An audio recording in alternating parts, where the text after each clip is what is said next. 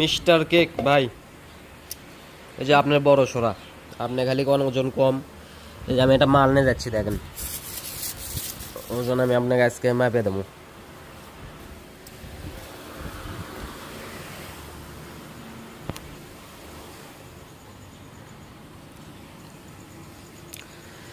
এই দেখেন দই সহ মিটারটা অফ করে নি, দাঁড়ান। আপনি আবার বলবেন যে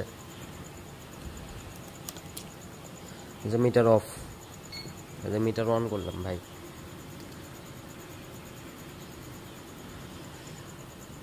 এই যে দই সহ আপনার হচ্ছে যে কত, 1710 গ্রাম। হ্যাঁ, 1710 গ্রাম দইয়ের ওজন। আচ্ছা, খালি সোনাটা একটা দিই। এই যে দেখেন 1000 গ্রাম, তাহলে 700 গ্রামের ওপরে শুধু দই আছে ভাই।